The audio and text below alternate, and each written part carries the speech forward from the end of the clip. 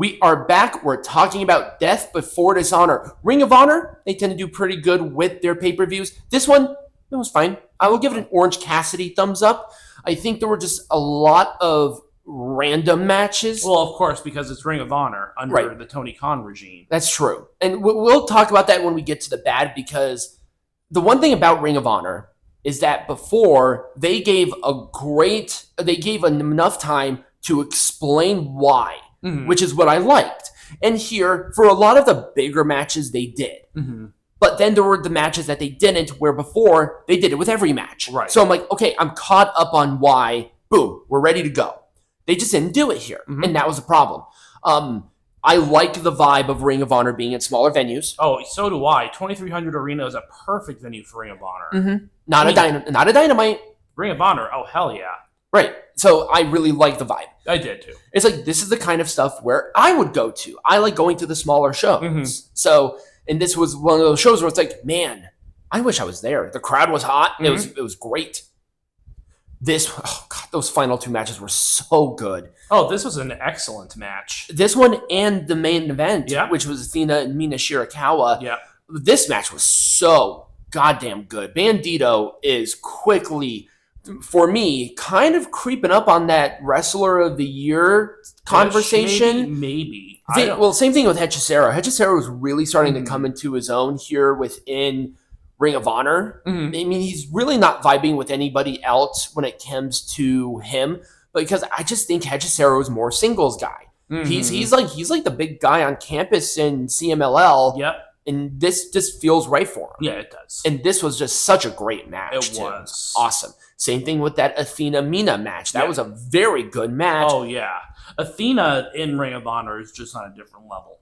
She's one of those wrestlers that improved coming from WWE to AEW, but she never really succeeded in AEW proper. It was Ring of Honor where she needed to be. Yep. She's just kind of doing her own thing here with the, you have a great combination here with Athena, because she has her minions, which is the comedy stuff, which is fun. I love it. But then you know that she can get in the ring and whoop ass, and she has like this mythos. There's a reason why she's approaching 1,000 days as the Ring of Honor Women's Champion. Yeah. Right.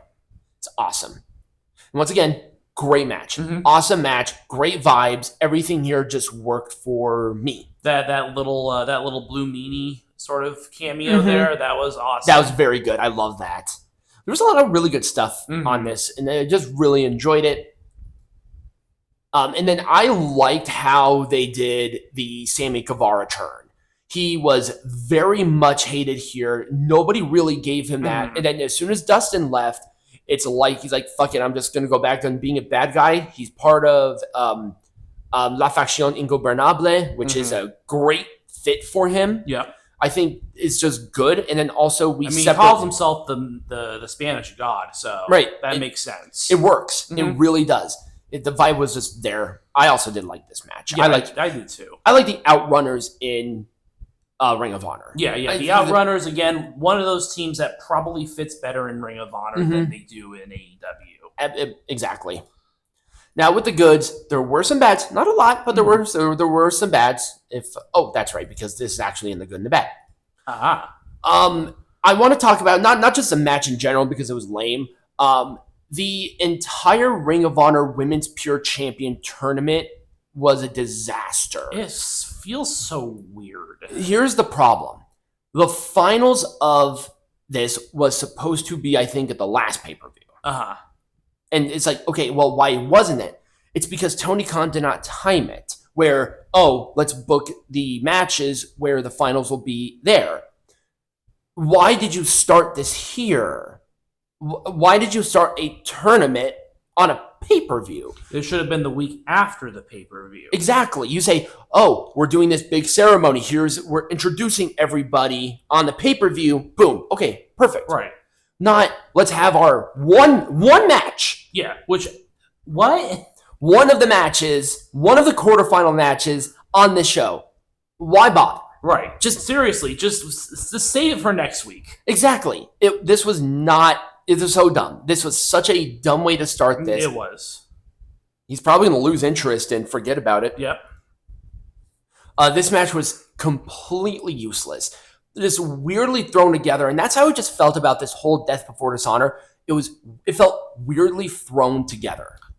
This match especially, I feel like Tomohiro Ishii is like one of those guys that's like, here's your CPU player. Right. He just shows up whenever, and he's like, okay, sure, I'll just do this match. Right. And I mean, that's whenever I see Tomohiro Ishii in a match, I knew that was just kind of thrown together at the last minute because Tomohiro Ishii is just that guy. And I just love how Hologram has just fallen down to the point of him being in Ring of Honor instead of Collision. Because he was being booked hard on Collision. He should have stayed there. It was fine. And then also, apparently, the Conglomeration are still a thing. When were the Conglomeration still a thing? A lot of them left already. Some of them went to Paradigm. Some of them, like Mark Briscoe, who is apparently the leader, he's not with them anymore. Who's Mark Briscoe? All I just know is Jay Briscoe's brother. Jay Briscoe's brother. Yeah. TV just freaked out upstairs. Did you hear that? I heard it. Yep. And then finally, this was, I will say, the worst thing. People bitched about Jelly Roll being in the ring, competing in a match. Paul Walker Hauser was fucking awful. Awful with a capital A. And then here's QT Marshall, again, someone who just shows up because they have no one, because he just does whatever. Right. Know? I mean, he's a trainer. I like QT Marshall. But let's not do double standards here, people. This was not a good match. This was not a good match. It was just such a mess. It's like, well, you have to give Paul Walker Hauser credit.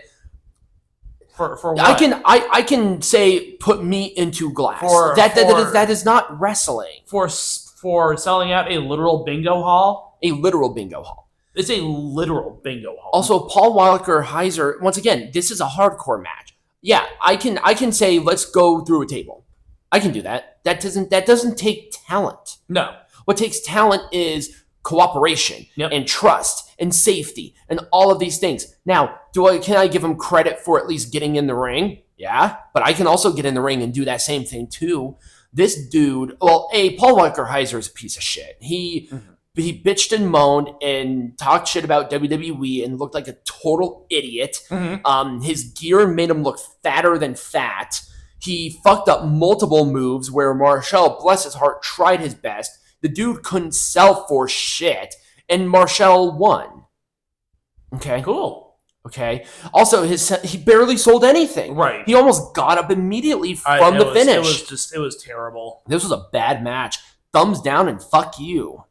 I just have too much respect for QT to give you a double thumbs down. Right. The dude, bless his heart, is working with the inexperienced guys because that's how experienced he is. Yep. But stop. You're tarnishing your own reputation by trying to carry these fucking fat idiots. Mm-hmm. You did it first with the cookie bitch, and then now you did it with Paul Walker or Hauser or whatever. And the people are like, he's a wrestler. Yeah, okay, so Jelly Roll's a wrestler too. Because Jelly Roll did a hell of a lot better than Paul Walker Hauser. Right.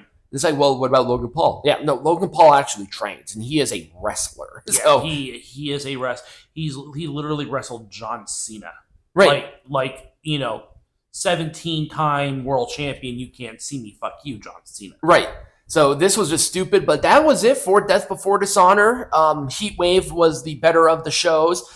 Death Before Dishonor was number 2, and Forbidden Door, I'll forget it. Yeah, so there we go. I even forgot about it. So next week, obviously, there is a pay-per-view that currently happened. We're going to cover it next week. And then we are possibly also going to be covering the Real American Freestyle Wrestling. Yes, because they do have the show on Fox Nation, so that shouldn't be that hard to find to watch. But that's kind of our plan. Yep.